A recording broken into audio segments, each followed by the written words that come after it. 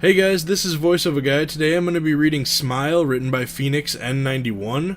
If you enjoy it, please like, comment, and subscribe for more videos. It was an everyday night that winter. I was bored out of my mind. As a gamer, I usually sat back on these fateful days to play a game or two from my collection. It wasn't a big collection, but was enough to keep me entertained for a few hours before I came up with something else to do. That is, until I didn't have anything left to play. Completing every single game in that collection, I didn't have anything to play anymore, so even though it was dark and spooky outside, I decided to put on my jacket and go out to the video game store. It wasn't that late at night yet.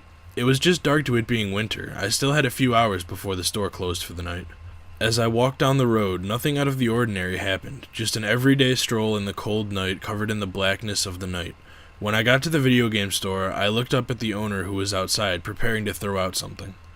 The item seemed familiar to me, and taking a few steps closer, I recognized it almost instantly. It was the game I was planning on buying, but the owner made me wonder, why throw out a game like that?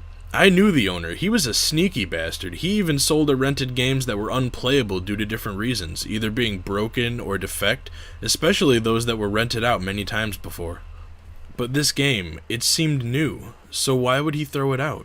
I walked over to him to ask him this question, and to my surprise, the always grumpy guy seemed terrified.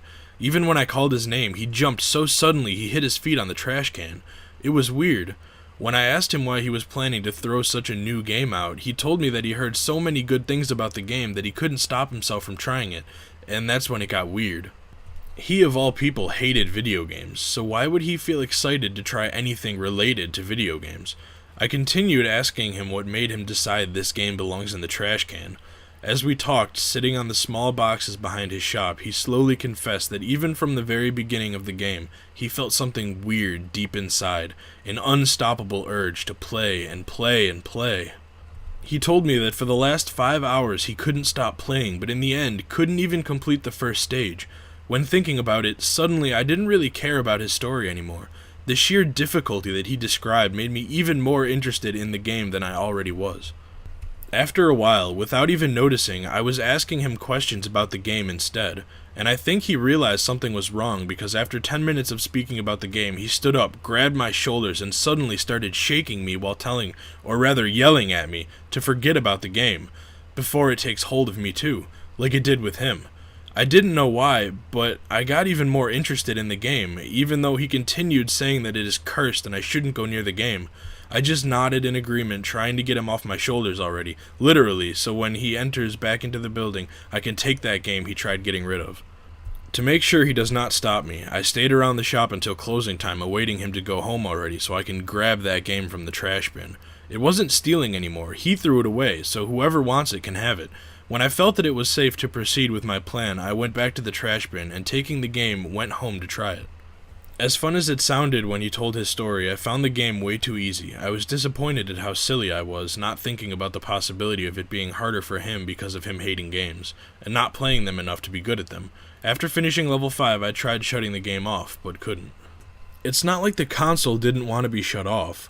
It was more like my hand didn't want to reach close enough to the power button, as if someone was holding my hand, preventing it from reaching the button, so all I could do was push on with a sigh, in hopes that I can finish this boring and easy game as soon as possible and shut it off once I complete it. As I continued on, the game started getting weirder and weirder. At first, the screen seemed darker than normal, but I didn't care, I just wanted to complete it already. With every 3 or so levels, the game changed slowly. It seemed as if the area was slowly starting to die away. I don't know how else to describe it. Imagine seeing a lush forest with grassy fields, but getting older and older fast, without any rain or anything helping it stay lush, slowly but surely degenerating into a dead place. By the time I reached my limit, the whole field was as dead as it can be. No blood, no gore, only the silent and dead field. My character, on the other hand, seemed very lively, almost like it absorbed the life of his surroundings. I was feeling very sleepy, so I wanted to finish this game already, so I planned on making my character continue his journey fast. But then it happened. As odd as it was, the character did not move, it just stood there, as if I weren't pressing any buttons. Then slowly, he started to move on his own, but not the way I expected him to move. He turned his head sideways, almost like looking at me out of the corner of his eye. I was too tired to be shocked, so I looked into his eyes too. We kept watching each other for several minutes without any movement. Maybe I was scared after all. Seeing how he looked into my eyes and I looked into his, I felt that if I took my eyes off him, something bad would happen. It didn't last long. I was human after all. I couldn't hold back anymore. I blinked, and at that moment his eyes darkened to black and inhumanely twisted his head to look at the screen, looking at me, with 2 red dots in those black eyes while having a frightening grin on his face.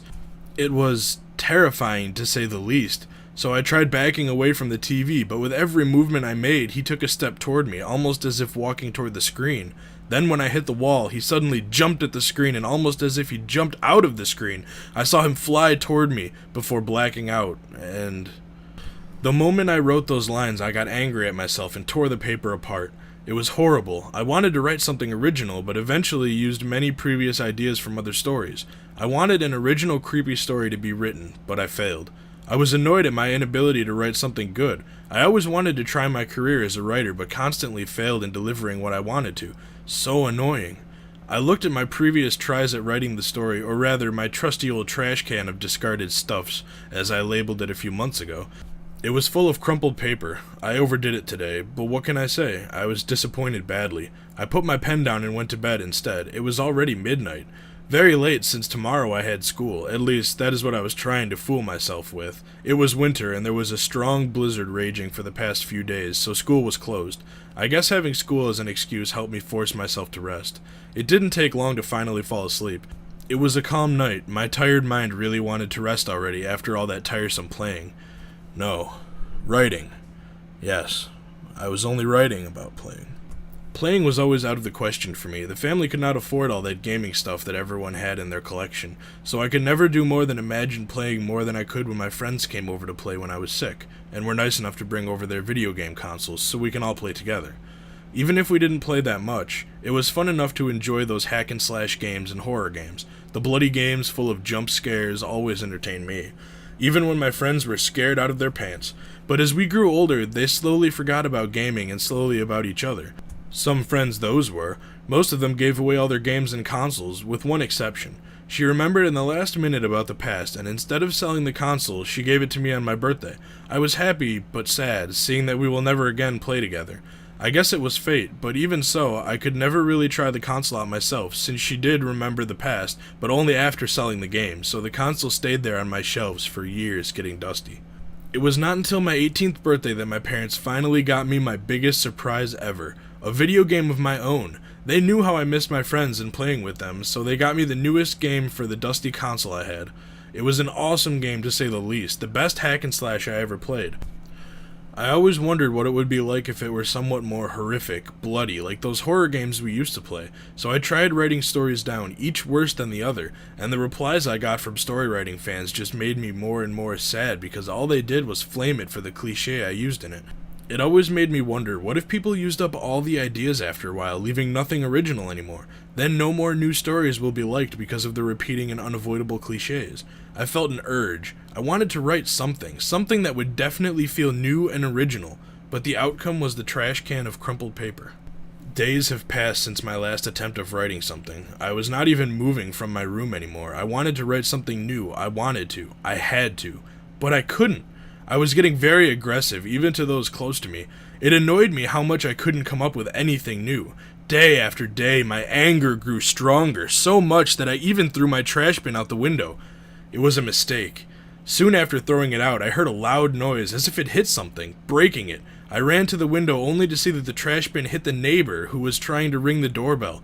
Now kneeling in front of my door, head bleeding as it was leaning onto the door, I never knew my trash bin was that hard as to break someone's head until I remembered that in my anger the other day I broke the metal case of the game my parents bought me, or at least it seemed broken. I threw it at the wall and the connecting point of the two sides broke, so technically I did break it, somewhat, and threw it in there.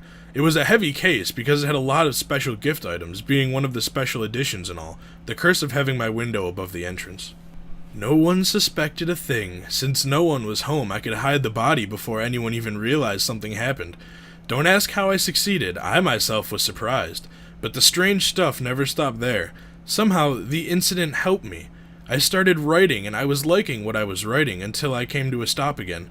Accursed writer's block. I was hoping ideas will come by thinking about the incident again, but nothing.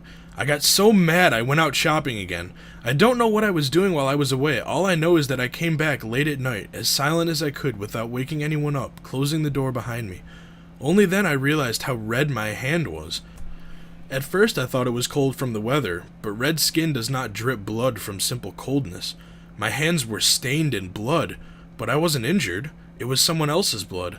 Without caring about my hands, I sat down and continued writing. I was surprised. It seemed the blood was helping. But what was I doing to get the blood onto my hands? What was I doing outside while being driven by anger? And why was I smiling so happily after possibly doing something so horrible? The following days continued on the same way, getting angry at my writing, going out at daylight, and coming back with blood-soaked hands, smiling in an almost ghostly way. Never knowing what happened outside, and surprisingly no one ever suspected a thing. Every day, silence enveloping the house when I returned home. Why was all this happening? All of this started out as a simple gameplay. Playing that.